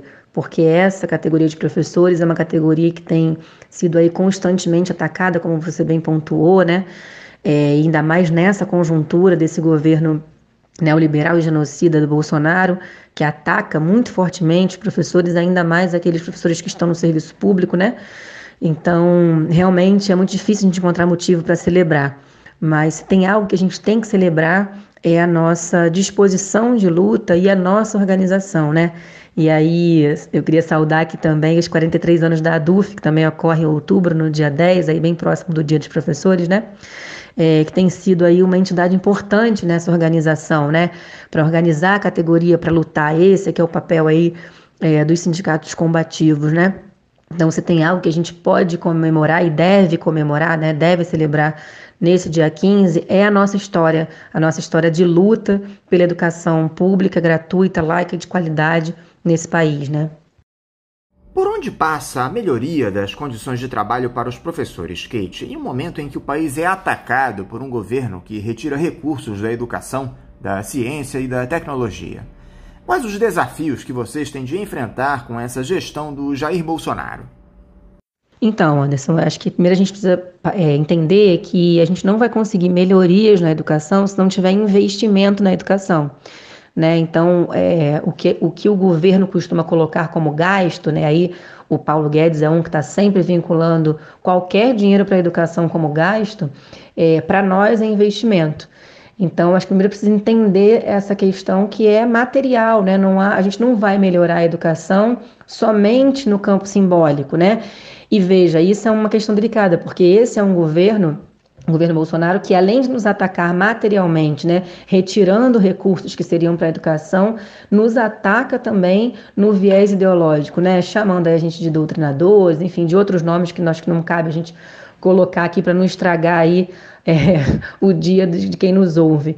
Mas é uma conjuntura difícil, né, essa do governo Bolsonaro, porque ele nos ataca nesses dois vieses, né, no viés material, nesse sentido de desinvestimento, de retirada de recursos, e também nesse viés simbólico. Mas o que vai garantir que a gente consiga avançar na educação, que a gente consiga, de fato, ter uma educação de qualidade nesse país, é ter dinheiro para a educação. E isso a gente sabe que tem, né? Não é uma questão de não ter recursos, porque, veja, os bancos continuam lucrando no Brasil, né? O Itaú lucrou sei lá quantos bilhões, né? Enfim, a gente continua destinando uma boa parte do nosso dinheiro, né? Do dinheiro aí dos fundos públicos para pagar a dívida pública, o que é um absurdo, porque essa é uma dívida enfim, que não foi contraída pelos trabalhadores e trabalhadoras desse país, né? Então a gente tem aí inclusive um movimento da Auditoria Cidadã da Dívida que fala sobre isso. Mas veja, é uma escolha política pegar o dinheiro que é gerado por nós trabalhadores, né, que está lá no fundo público, que deveria ser investido em educação, e destinar isso para a mão de iniciativa privada, né, do empresariado, dos banqueiros, aí do grande capital. Então, esse gerenciamento, né, da crise, essa maneira como a crise é colocada para a população pagar, isso é uma escolha política. E isso afeta diretamente os serviços essenciais da população, como a educação e também a saúde, né? Saúde que a gente viu aí que está tanto precisando nesse momento de pandemia, né, que tem aí assistido a população, né, por meio do SUS, também é um outro setor que tem sofrido com bastante desinvestimento. Então, para a gente poder avançar, para a gente poder garantir essa melhoria na educação pública, a gente precisa cobrar dinheiro público para a educação pública. E o que mais preocupa vocês, professores, nesse momento, Kate, em que o índice de transmissão do novo coronavírus se reduz, mas, ao mesmo tempo, o estado do Rio de Janeiro é o que registra mais mortes no país, com cerca de 20% do total de óbitos em território nacional? Eu imagino que vocês, professores, devam ficar angustiados com esse cenário. Então, Anderson, essa é uma pergunta que tem deixado aí boa parte da categoria, né, dos professores aí na UF bastante angustiada, porque a maneira como esse debate tem sido conduzido dentro da universidade tem sido bastante ruim, porque não tem garantido, né, espaços amplos de debate sobre isso, né? Então a democracia interna na universidade fica comprometida, né, quando isso acontece, e não permite um planejamento mais eficiente, né, mais seguro para esse retorno, que é isso que a gente tem cobrado, né? Inclusive na última assembleia da ADUF, a gente tirou uma série de encaminhamentos para cobrar a reitoria, né, sobre a abertura desse debate, né? É preciso que a reitoria ouça as unidades, os departamentos, para poder aferir como estão as dependências desses locais para garantir esse retorno presencial seguro. Acho que a primeira coisa que tem que ficar bem explícita é que todos nós queremos voltar, né? porque o trabalho remoto ele tem sido muito pesado para a categoria, em especial para as mulheres, que são aí ainda muito responsabilizadas, né, com o cuidado com a casa, com o cuidado com o terceiro, sejam os seus próprios filhos ou os seus pais, enfim, ou os próprios maridos, né, nessa sociedade que ainda é patriarcal, ainda é machista. Então, as mulheres têm sido muito sobrecarregadas nesse trabalho remoto, né? Fora que não foi dado nenhuma garantia para que esse trabalho acontecesse, né? Quem tá sendo onerado com esse trabalho remoto é o conjunto dos professores, porque a gente está tirando do nosso bolso, né, para poder dar aula. Então, a conta de luz, a conta da internet, enfim, os equipamentos para a gente poder dar aula online, sempre saiu do bolso da própria categoria, né? Então, isso por si só já é bastante ruim. Então, todo mundo quer voltar ao presencial, mas a gente quer voltar com segurança, né? A gente quer voltar com a garantia de que as nossas vidas e também dos nossos alunos, né, sejam preservados. Por isso que a gente também tem aí a DUF, né, tem conversado bastante com o Sintuf, o movimento estudantil, para que a gente possa pensar, né, quais as táticas, né, para a gente poder garantir esse retorno seguro. O que tem acontecido na universidade é que a reitoria optou por uma ação que descentraliza, né, e desresponsabiliza da reitoria um planejamento mais elaborado para esse retorno, né? E é claro que a gente precisa que as unidades e os departamentos falem das suas próprias condições, e por isso a gente está pedindo que o debate seja amplo, seja democrático, né? Mas também é preciso que a reitoria se responsabilize por certas medidas. Por exemplo, você falou da vacinação, né, que tem avançado, e realmente tem avançado, e isso é muito bom para nós, mas a gente também sabe que tem aqueles setores que optaram por não se vacinar. Como que a reitoria vai se posicionar diante disso? Né? Vai ser permitido, então, que uma pessoa que, podendo se vacinar, escolheu não se vacinar e vai colocar outras pessoas em risco, esteja dentro da universidade? A reitoria não vai fazer nada a esse respeito, né? A gente tem aí o Conect SUS, né, que é esse aplicativo que dá para a gente, por meio do CPF, por exemplo, a reitoria poderia fazer um levantamento, né, do quadro geral de vacinados na UF. Isso não foi feito ainda, então a gente não sabe esse quantitativo dentro da UF. E isso não pode ser feito somente por autodeclaração, né? Precisa que as pessoas enviem o comprovante de vacinação, porque esse critério é um critério que tem que ser bastante rígido, né? Porque esse critério é o que vai garantir também, né? É um dos critérios que vai garantir a nossa segurança. Então, a gente é nesse sentido que a gente quer dialogar com a reitoria e cobrar alguns posicionamentos, né? Por exemplo, lugares onde precisa de obras, né? A reitoria vai conseguir fazer essas obras de maneira a ter um espaço mais amplo, mais ventilado para receber os estudantes, né? Então são questões aí que ainda estão em aberto. A própria questão dos estudantes, a moradia estudantil, ela vai estar apta para receber esses estudantes, porque a gente sabe que tem muitos estudantes que não têm condição de ir e vir, né, todo dia para a universidade, necessitam da moradia estudantil. Durante o ensino remoto, a moradia ficou completamente abandonada, né? Os estudantes ficaram sem assistência. Então, como é que a reitoria, né, se posiciona ou garante as condições para que os próprios estudantes possam estar na universidade, né, de forma presencial? Então, é um debate ainda que está bastante incipiente dentro da UF, que a gente precisa avançar e precisa abrir esse canal de diálogo, né? Que a reitoria escute as entidades representativas, né, dos estudantes, né? Escute o DCE, que escute a DUF, que escute o Sintuf, né, que são as entidades que representam aí os 3 segmentos da universidade. Porque sem isso, o plano contingencial de retorno ele fica um plano vazio, né? Ele fica um plano que não tem um rebatimento na realidade concreta da universidade, e isso pode ser muito ruim, porque pode colocar a gente em risco. Então, para nós, essa defesa da segurança, defesa da vida, ela vem acima de qualquer questão, e é isso que a gente quer garantir nesse retorno presencial. Vocês da UF, Kate, já têm dados tabulados a respeito da evasão de alunos nesse período da pandemia? Eu imagino que deva ter havido desistências em meio a todo esse caos que o Brasil atravessou, tanto tempo com a educação praticamente parada. Já dá para calcular a proporção dessa desistência dos estudantes da universidade? Isso é algo que traz algum tipo de apreensão a vocês?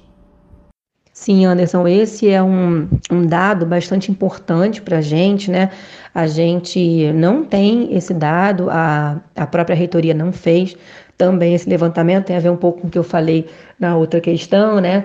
Não foi feito durante o ensino remoto, não foi garantido aos estudantes, assim como não foi garantido aos docentes, né, e aos técnicos, as condições para que esse ensino remoto pudesse acontecer, né? Ficou tudo muito por conta de cada um, que eu acho que é bem característico, né, desse neoliberalismo que a gente vive, onde cada um é empreendedor de si mesmo, cada um que se vire, cada um que faça a sua parte, né? E não que a gente não tenha que fazer a nossa parte, mas isso não pode ser uma ação individualizante, né? Ela precisa ser uma ação que tenha aí um diálogo com o coletivo, né?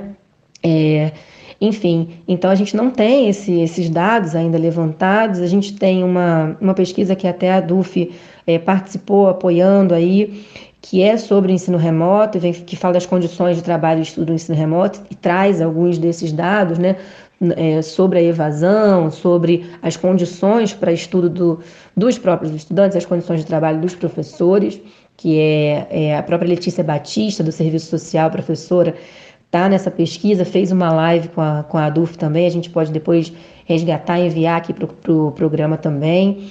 Eu sou professora da Educação Básica do Colune UF e coordeno uma pesquisa, né, sou co-coordenadora de um projeto de pesquisa no ensino médio com um outro professor, o Carlos Augusto, que fala sobre evasão escolar e fatores associados, né?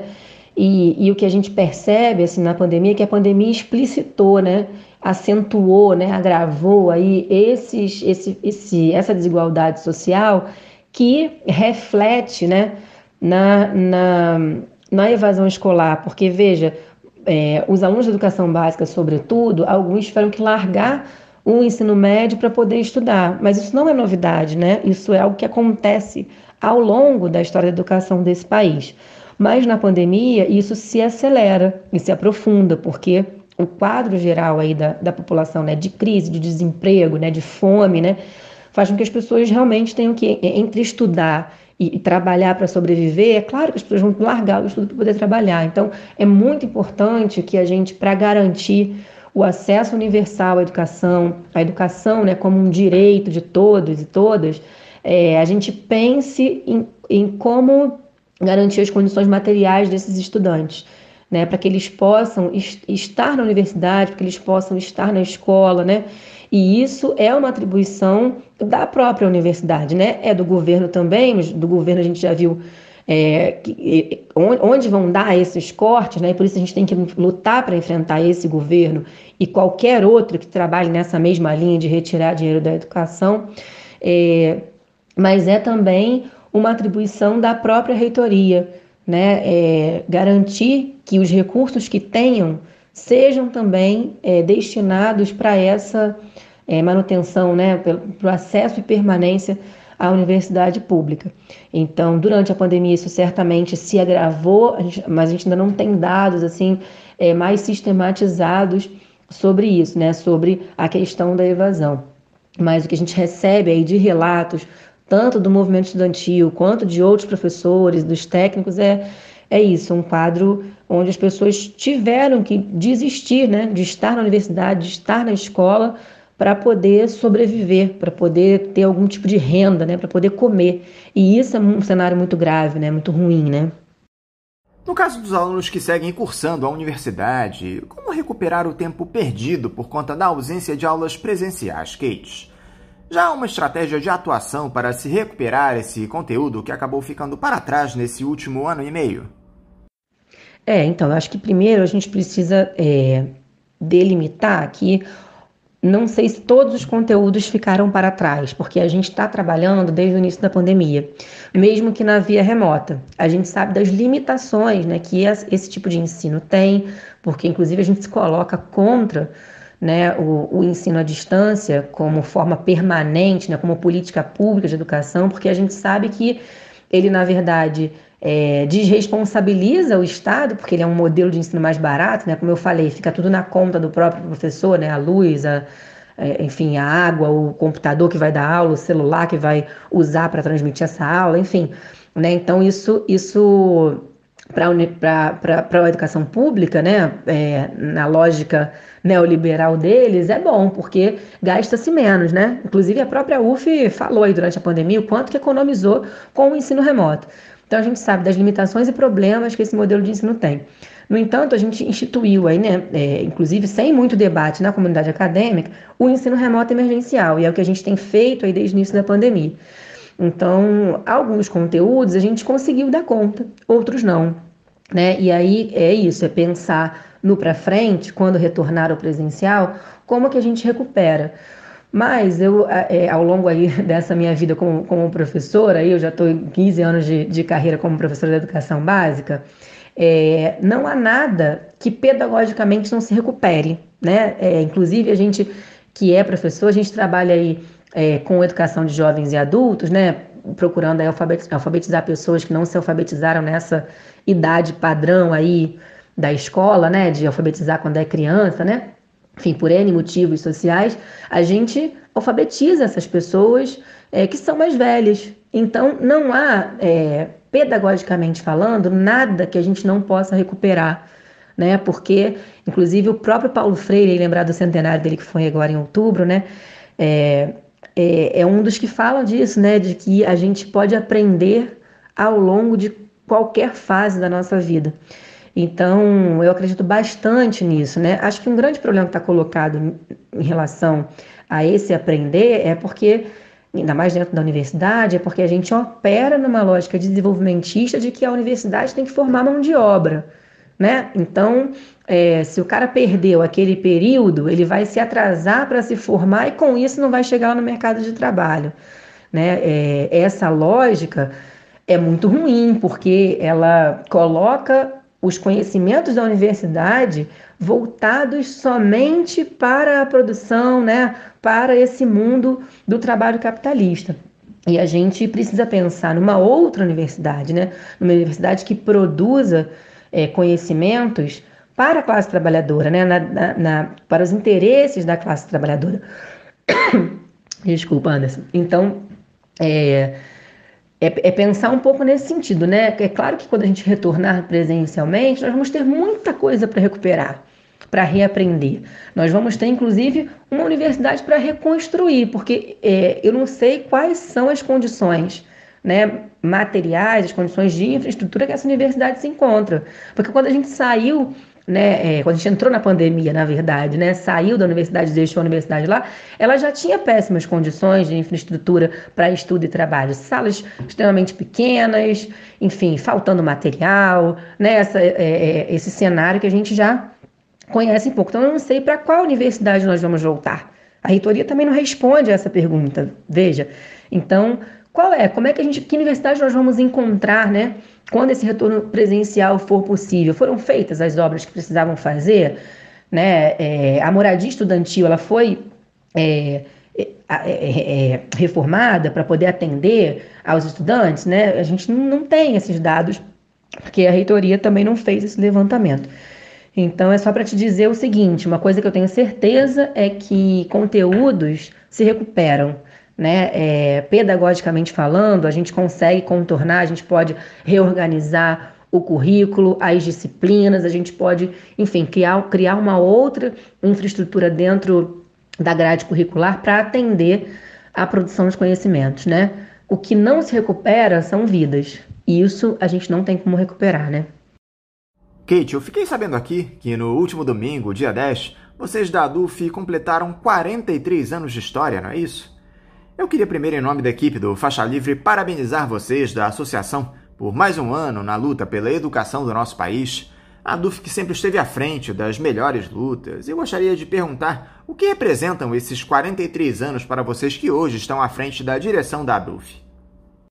Anderson, acho que tá sendo tão difícil, né, encontrar alegrias, né, nesse momento, nessa conjuntura tão adversa que a gente tem enfrentado, né, como eu já disse aqui antes também, que eu acho que é muito importante que a gente também celebre esses momentos, né, o Dia dos Professores como um dia de luta e esse aniversário de 43 anos da ADUF, né, esse sindicato que eu tenho o maior orgulho, né, de estar à frente agora e com certeza fico à vontade para falar isso em nome de toda a diretoria, né, uma diretoria que é bastante heterogênea, assim, com diferentes forças políticas. Eu acho que isso é muito enriquecedor nessa diretoria, né? Então, certamente, isso também expressa a própria história da ADUF, né?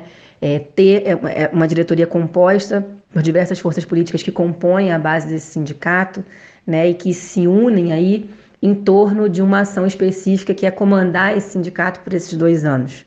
Né? Então, eu fico bastante lisonjeada de poder estar como presidente da ADUF e poder saber que a gente está dando continuidade aí a esses 43 anos de história. Né?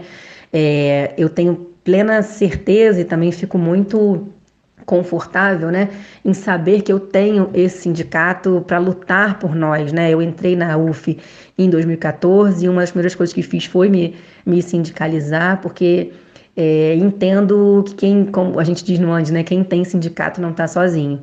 E tudo que a gente tem ainda, né, porque a gente precisa entender isso, né, no sindicalismo brasileiro, a gente tem estado aí durante muitos anos numa pauta muito regressiva. Então, o que a gente tem feito, e isso também é para ser celebrado, é mais resistir, né? Quando a gente chama de pauta regressiva, porque a gente tem resistido a ataques. A gente não tem feito mobilizações, por exemplo, para ganhar outras coisas que a gente acha que são necessárias, né? A gente não tem conseguido fazer isso, porque o cenário político brasileiro tem sido um cenário de muitos ataques, né? Ao sindicalismo, à classe trabalhadora, à categoria dos professores, né, já há bastante tempo.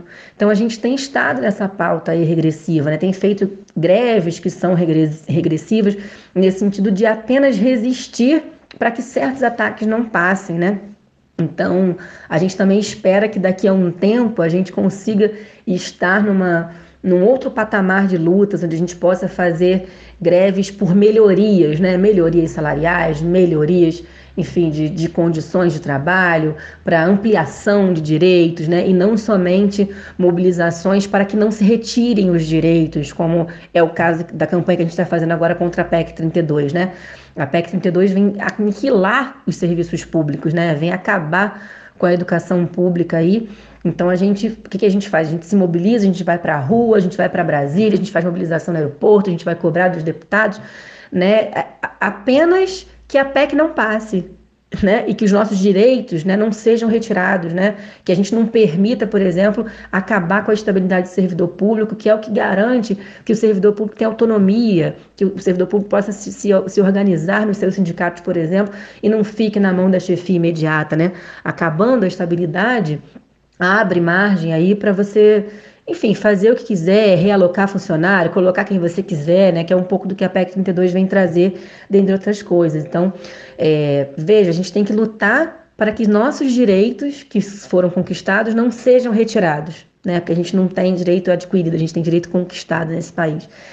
Então, é isso um pouco do que a gente tem feito, né, ao longo desses 43 anos de ADUF, mas também com um enfrentamento muito firme, que eu acho que é isso que a gente precisa levar adiante, essa firmeza, essa coerência da ADUF em se colocar de maneira intransigente na defesa dos interesses da classe trabalhadora. Eu acho que é esse o grande ponto, né, forte desse sindicato, e ele só é forte porque se movimenta pela base, né? É um sindicato que escuta a sua base, é um sindicato que não toma nenhuma decisão que não seja de fato debatida pela sua base e votada, né, nos congressos do Andes. Então, é um sindicato que só resiste, né, só existe e resiste porque a sua base tem força, né? E é isso que a gente pretende aí continuar mantendo. Então, também aproveito aqui para saudar esses 43 anos da ADUF, as muitas mulheres presidentes que fizeram parte da história desse sindicato. A gente sabe aí o quanto é difícil ser mulher na política, o quanto é difícil ser mulher no sindicalismo. Então, saudar a ADUF tem uma história de mulheres presidentes muito fortes e importantes, e que eu tenho o maior orgulho de estar ao lado dessas mulheres, de aprender com essas mulheres, né? Então, é isso, saudar a ADUF, o movimento docente, que a gente possa estar nos próximos anos não só resistindo, mas também enfrentando e buscando cada vez mais uma melhoria, né, para a educação que a gente defende e também para a sociedade igualitária e justa que a gente quer criar. Para finalizar, Kate, a professora Ebin Farage, que você conhece bem, foi diretora do ANDE, Sindicato Nacional, até pouco tempo atrás, elogiou muito o trabalho de vocês da ADUF, especialmente no fortalecimento dos fóruns de luta em cidades como Niterói, São Gonçalo e Maricá. Eu gostaria que você explicasse aqui para os nossos ouvintes, por favor, Kate, o que seriam, de fato, esses fóruns de luta dos quais vocês, da associação, têm participado? Como é que eles são compostos? Então, Anderson, eu te falei aqui, né, na outra questão que esse é um sindicato que se movimenta pela sua base, né? E a sua base no Congresso do Andes, no último Congresso do Andes, também deliberou que, dada a conjuntura tão difícil que a gente enfrenta, a gente precisaria de uma unidade mais ampla, né, com outras categorias, para além da categoria de professores, para poder estar enfrentando essa conjuntura. Então, a partir dessa deliberação congressual,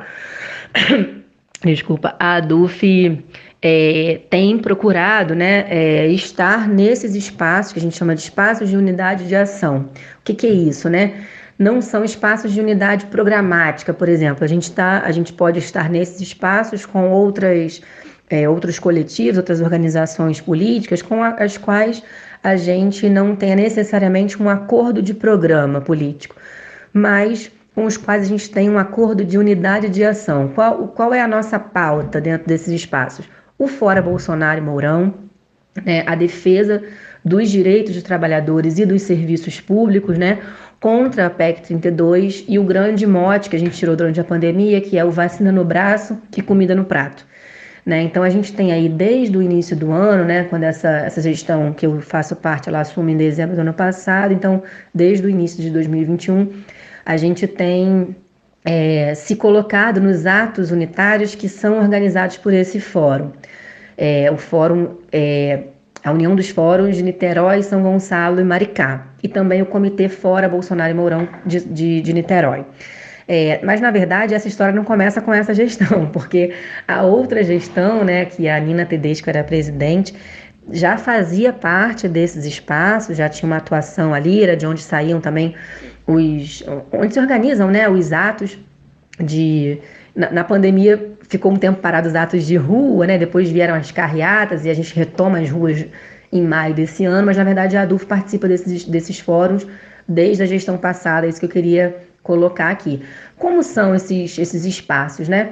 São espaços formados aí por diversos coletivos, partidos políticos, mandatos, sindicatos, movimentos sociais, né? Então, são espaços bem amplos mesmo, heterogêneos, né? E a gente funciona nesses espaços por consenso. Então, não são espaços, por exemplo, que tem votação, né? Como a gente tem na nossa Assembleia da ADUF. Então, se algo vai para lá e não tem consenso, aquilo, né, a gente discute, debate até chegar num consenso, não chegando, se não houver consenso, não entra na pauta. Então, isso que eu falei para você aqui, né, essas pautas, esses grandes motes que a gente tirou, né, pelo Fora Bolsonaro e Mourão, vacina no braço e comida no prato, a defesa dos serviços públicos contra a PEC 32, são os motes que aglutinam, né, que tem consenso aí com essas diversas forças políticas, mandatos, sindicatos e movimentos sociais que compõem esses espaços de unidade de ação. E a gente avalia assim, que esses espaços são muito importantes, né? Porque é a partir dali que a gente consegue organizar a luta. Então, durante a pandemia, a gente teve uma dificuldade grande, né, de primeiro colocar a gente na rua, dado o cenário epidemiológico, né, de insegurança mesmo. Então, a gente começou primeiro fazendo as carreatas, aí no início desse ano, a gente fez carreatas até maio, como forma de tentar garantir a mobilização, mas com a segurança necessária naquele momento da pandemia. E de maio para cá a gente começa a retomar as ruas, também sempre procurando garantir essas medidas de segurança sanitária, o distanciamento, o uso de máscara, o álcool gel, né, em espaços abertos, né, a rua, mas é porque também se avaliou que conforme a pandemia avançava e não havia um combate efetivo, né, a pandemia por parte do governo, né, e a classe trabalhadora estava morrendo, a gente precisava estar na rua, né, estar na luta, estar na rua, e é como a gente tem funcionado desde então. Mas só para ressaltar, né, como que esses espaços são importantes e eles funcionam no Brasil inteiro, né, há espaços desses no Brasil inteiro, A gente tem no Rio também o Fórum Popular Sindical de Juventude de Lutas por Liberdades Democráticas, que a gente também faz parte, né? O próprio Andes faz parte, é um fórum nacional com expressões locais. Então, esses espaços são muito importantes para que a gente se organize, para que a gente se mobilize para não só enfrentar, né, essas medidas, mas também para dizer qual é o projeto de educação e sociedade que a gente tem, né? E entender que tirar Bolsonaro é o prioritário para nós nesse momento, né? Essa é a tarefa prioritária da classe trabalhadora, da nossa categoria, é derrubar Bolsonaro, né, pelo impeachment do Bolsonaro, porque é somente com esse governo caindo que a gente vai poder, de fato, ao menos respirar e pensar no próximo passo, né? Keitilane, mais uma vez, muito obrigado por você conversar aqui conosco no programa. Eu também quero te desejar um ótimo dia do professor nesse 15 de outubro, te desejar um ótimo final de semana e deixar aqui o meu abraço. Anderson, muito obrigada, eu que agradeço, é sempre muito bom poder falar com vocês aqui do Faixa Livre. E isso, desejar para todos nós, né, um bom dia do professor, um bom dia para a gente lembrar da nossa força também, né, gente? A gente que luta todo dia aí na sala de aula, né? Lembrar do quão é importante essa profissão, né? Dos professores e professoras e da nossa organização, né? Então, é sempre bom quando a gente está organizado, porque a gente sabe que a gente não está sozinho, né? Porque viver sozinho nessa conjuntura é muito difícil. Então, que os professores e professoras também procurem os seus sindicatos, né? Suas organizações, para poderem estar em luta e se protegerem diante dessa conjuntura de ataques, né? E colocar aqui a ADUF, né, à disposição da nossa categoria e também em ações de solidariedade com o conjunto da classe trabalhadora, porque a gente sabe que é somente essa unidade ampla com o conjunto da classe que vai fazer a gente conseguir enfrentar esse governo e também construir um governo para os trabalhadores e trabalhadoras desse país. Um abraço, Anderson, e um bom final de semana aos ouvintes do Faixa Livre. Conversamos aqui com a presidente da Associação dos Docentes da Universidade Federal Fluminense, a ADUF, Keitilane. E vamos encerrando a edição de hoje do Faixa Livre, convidando todos vocês para na próxima segunda-feira, a partir das 8 da manhã, estarem ligadinhos aqui na Rádio Bandeirantes 860 AM para mais uma edição do nosso programa. Eu desejo a vocês um ótimo final de semana e até segunda!